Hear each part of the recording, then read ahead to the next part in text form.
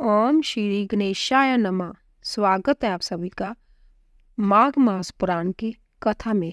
आज हम 5वें दिन की कथा शुरू कर रहे हैं। दत्तात्रेय जी कहते हैं कि हे राजन, एक प्राचीन इतिहास कहता हूँ। भृगु वंश में ऋषिका नाम की एक ब्राह्मणी थी जो बाल्यकाल में ही विधवा हो गई थी। वह रेवा नदी के किनारे विंध्याचल पर्वत के नीचे तपस्या करने लगी। वह जितेंद्रिय, सत्यवक्ता, सुशील, दानशीलता तथा तप करके देह को सुखाने वाली थी। वह अग्नि में आहुति देकर उच्च वृत्ति द्वारा छठे काल में भोजन करती थी। वह बलकल धारण करती थी और संतोष से अपना जीवन व्यतीत करती थी। उसने रेवा और कपिल नदी के संगम में 60 वर्ष तक माघ स्नान किया और फिर वहीं पर ही मृत्यु को प्राप्त हो गई। माघ स्नान के फल से वह दिव्य 4000 वर्ष तक विष्णु लोक में वास करके सुंद और अपसुंद दैत्यों का नाश करने के लिए ब्रह्मा द्वारा तिलोत्तमा नाम की अप्सरा के रूप में ब्रह्मलोक में उत्पन्न हुई।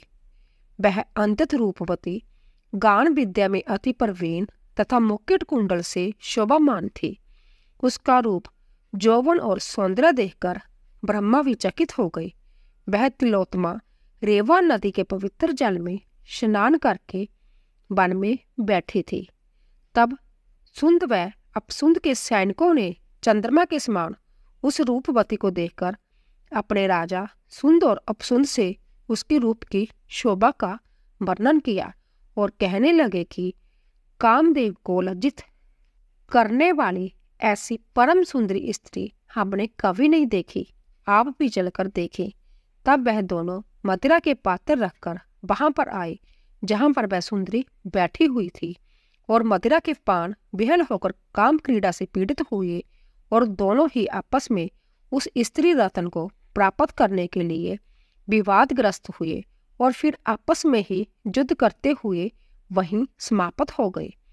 उन दोनों का मरा हुआ देखकर उनके सैनिकों ने बड़ा कोलाहल मचाया और तब तिलोत्तमा काल रात्रि के समान उनको पर्वत से गिराती हुई 200 दिशाओं को प्रकाशमान करती हुई आकाश में चली गई और देव कार्य सिद्ध करके ब्रह्मा के सामने आई।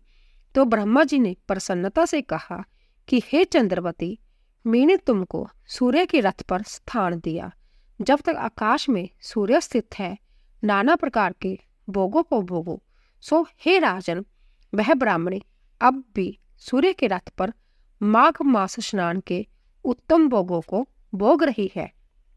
इसीलिए श्रद्धावान पुरुषों को उत्तम गति पाने के लिए जतन के साथ माघ मास में विधि पूर्वक स्नान करना चाहिए। तो दोस्तों, अगर आपको हमारी कथा पसंद आई हो तो प्लीज़ सब्सक्राइब कीजिए, लाइक कीजिए और शेयर कीजिए।